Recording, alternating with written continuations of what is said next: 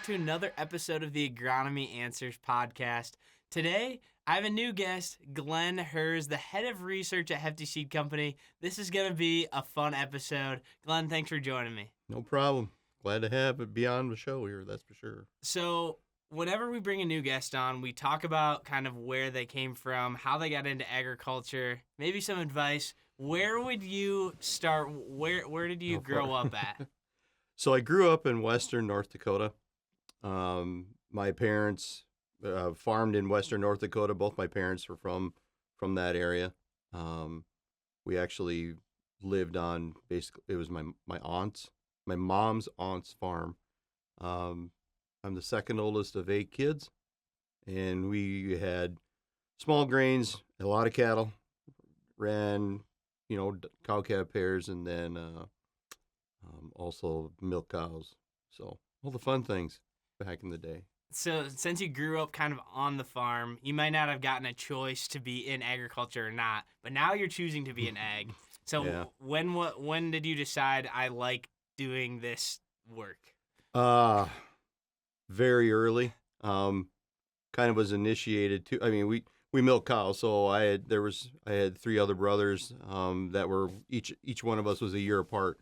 So we helped mom milk cows most of the time. Dad would do all the feeding and stuff like that. But I was the one that kind of really took it on, I guess, if or really wanted to start doing that. So I was the first one of my brothers to start driving tractor, and that sort of stuff. And I probably was 8, 9, 10 years old. I'm just about 60 now, so the memory does go back a little bit. But yeah, it's probably been at least that time. And then I think I really knew that I wanted to start doing it when I volunteered to stay home from school to do farm work, because we would chop silage and stuff in the fall, and so I would help Dad chop silage and would do my schoolwork and all my homework assignments from the tractor. That was probably when I knew I was into it. So talk about so you grew up in North Dakota. Yeah. Then for schooling and stuff like that, what Yeah. did you do for that? Well, and so I had actually hurt my knee, or tore my ACL right out of high school, and ended up staying. Didn't go to college then for the first year, so graduated in '84. Stayed home and was helping kind of rehab and whatnot, and ended up only, starting to rent some ground then for the first year. Well, I had 2 brothers that went to school at the University of North Dakota, and so I decided to go to school for a year, and I went with the intent that I was going to go back and probably get into the college gig, and quickly found out I wanted to come back to the farm. And some of the farmland that my dad was renting from another neighbor of ours that we used to do some work together, I came back and started renting that place, and that was in basically the fall of '87 and spring of '88 is when I started farming. So started farming at that time. Everybody knows that's been in the '80s and stuff like that. It didn't take very long. We had 2 years of drought. That's when I met my wife and we had a child, and 88, 89, we were completely zeroed out. Never produced or combined a crop. And then in 90, we had a fairly decent crop coming, and had it all get hailed out right before we were about to harvest. And my wife not being from the farm and whatnot, that was tough to take your first 3 years. And with interest rates what they were at the time, it kind of took us to the next chapter and moved us on from there. So ended up having to leave the farm at that point. Yeah. So. That's just a tough time in there. Yeah. It really was. I mean, you're at the time I'm 23, 24 years old, and you were supposed to be the heir apparent, and had to, we got forced off the farm basically to kind of help save my dad and my parents at that time. So that was really tough. Picked up and moved to the eastern part of the state, and that's where I really learned the difference of how diverse agriculture is, because we were cattle, small grains, dairy cows, moved to the eastern part of the state. And to get back on our feet, we started working for a family seed farm in the eastern part of the state, and those guys kind of got us back on our feet. And 21 years later, I didn't end up going back to school, and we were working for those guys. So worked with those guys for 21 years before ended up down here. Carla got a promotion. She was working with the Postal Service at the time. She got a promotion to come down here, and that's how we got to Hefty Seed Company and Ag PhD. So But you didn't start as the head of research though when you no, when you started. no, it's quite. I have right-handitis, I guess, if I want to say anything. So I came here to Hefty's, and Carla already had a job, and I had great aspirations of being an agronomist. And I'll be flat honest, Zach, I didn't know what an agronomist was when I came down here, but I had come in and I had seen, and been to some of the meetings that Darren and Brian do with Ag PhD. And so I had met Brian and Darren a couple of times in North Dakota. We were down for the field day in 11, but I really didn't know anything about Hefty Seed Company or anything about the, what I was doing. So we just came in here. I filled out an application and was able to sit down and, at the time, I know even the people at HR that I was working with, I said, I'd really like to talk to either Brian or Darren when I interviewed. And it was pretty funny. She said, well, it doesn't work that way.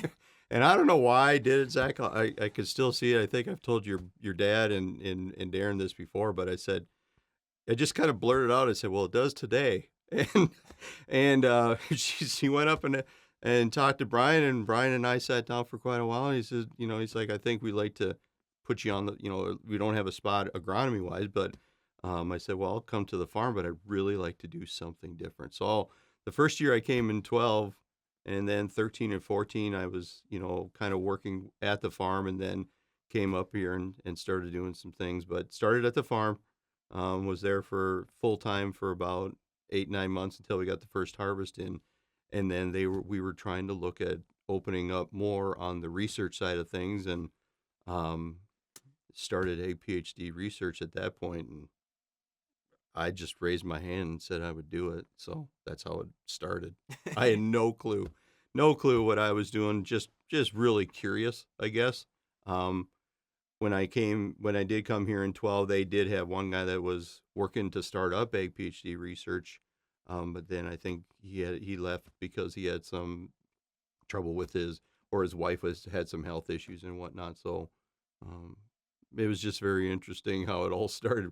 When I look back on it today, I was just still kind of shake my head at how the whole thing started. So yeah, it's pretty crazy story completely. Yeah. And now the research on the Hefty side, I mean, we're doing a lot of research in multiple states. So what does it entail when someone asks, what does the research mean, or what is it? What are you doing with it? Well, it has changed so much since we started.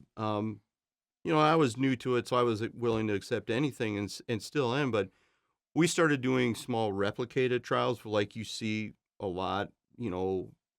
Different contractors that we still use today are still doing replicated block design trials and stuff like that, and had to do all the LSDs and figure out plot work and all of those things.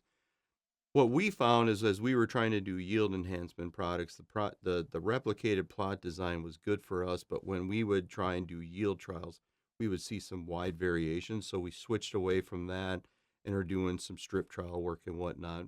And we do it's always changed, right? When I first started, we were looking a lot at micronutrient packs and stuff like that, and different things that were being done foliar. But today the market has changed so much. It's biologicals. We look at different fungicide applications, how to make a fungicide work better, how to make a herbicide work better, all of those things. So it changes from year to year to year. We've done some, in various states. We've tried to do that. We do it on different soil types to see how a lot of these things react. And I think, how will it change in the next 5 years? I don't know. The automation thing continues to, I had never thought when I was your age that I would be seeing the automation that we're seeing right now. So there's just a whole bunch of different things that just you just don't know. You just got to keep an open mind as to what do we look at. So Yeah. it is really cool to be able to see stuff coming to the market before the farmer gets really gets to see that and to understand when they ask the question, what's the next thing. I think we'll find out that even this year there's some new stuff that we're looking at. So Yeah, and when we talk about research, you mentioned any like yield enhancement products, but there's yeah, also a bunch of seed varieties and hybrids that you're yeah, testing as well. And so when new hybrids or new varieties are coming out to farms and being presented to y- farmers right. and yield enhancement products, are these products and seeds being tested vigorously like beforehand? Because there's new ones coming all the time. Yeah, and there is some, but it's that same mindset. We're grabbing stuff or looking at products from different companies, different breeding groups, all of that. They probably have looked at it for 1 or 2 or 3 years in advance of when we see it. A lot of times we will get some earlier advancements, obviously, but we're looking at different traits. Um, a lot of times they aren't testing in our areas, so we want to verify that because there's not a lot of genetics or a lot of hybrids specifically, or even a soybean variety that's going to work everywhere. Things that work on the East Coast don't work here. Um, we struggle with green snap and Goss's wilt.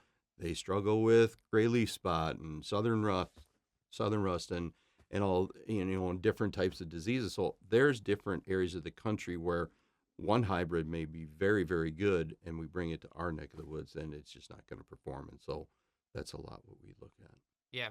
Yeah. So we've kind of talked about this research total, like what it is and what you're doing. Mm-hmm. What are some of the biggest challenge, or what's the biggest challenge with doing research on either just different products or different seed varieties and hybrids? I would say the biggest thing that we struggle with, we can. It sounds crazy, but we can, because we do so much with corn, especially. We do some soybeans and that sort of thing, but our biggest challenge is getting it planted timely, to try and be on the same tier as a lot of the farms that are out there. I mean, with the equipment we've got today, and high-speed planters and different scenarios like that, and just the size of the equipment, it's pretty easy to get your crop planted in 4 or 5 to 7 days.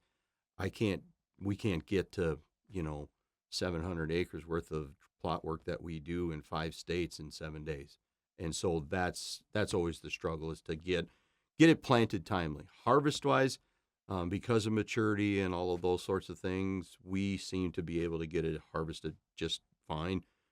We try and get it started in that 24. Moisture is a lot of what we're trying to do on the corn side. There's a lot that we've been trying to kind of tighten up a little bit closer to, our home base here. But that's probably the biggest thing that I would say, is just getting it planted timely so that you get a good data set. So wrapping up on this research topic, because that's mainly kind of what your role is Mm-hmm. being the head of research department. Mm-hmm. What would you say is the challenge between if it works in the field versus if it's going to work in the farmer, or if it doesn't work in the plots, does that mean that it's done, or is it mean you just need to do some more testing on it? Yeah, that's a great question. I guess, as I've gotten into, and been doing it this long, my biggest thing, Zach, is I'll look at something. We've got a lot of products that people will bring to us, to Ag PhD Research, that if I take it to the farmer and he has trouble applying it, or if it's just a tough product to work with, it's really hard to get acceptance of a product if it's hard to play with or hard to use. Case in point, humic acids at time can kind of settle out in a cage tank, or they'll plug up a sprayer or anything like that. That was what I dealt with, years ago. That's greatly improved, but there's still that mindset out there. So that's first and foremost, is can I actually apply it and not be, having that farmer struggle with it? And then secondly is, the next thing I would say is if we see some positivity of something, we'll look at stuff for at least 3 years. If we see something positive, can I replicate it?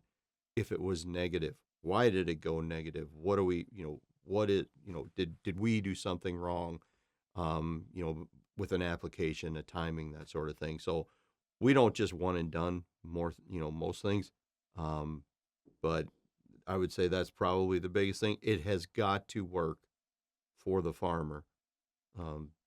Even though it can give me some really good yield enhancement or, yield gain, if it doesn't work for him, that it doesn't play nice that's going to be a lot harder to actually get that product to move forward. So that would probably be the biggest thing that I see.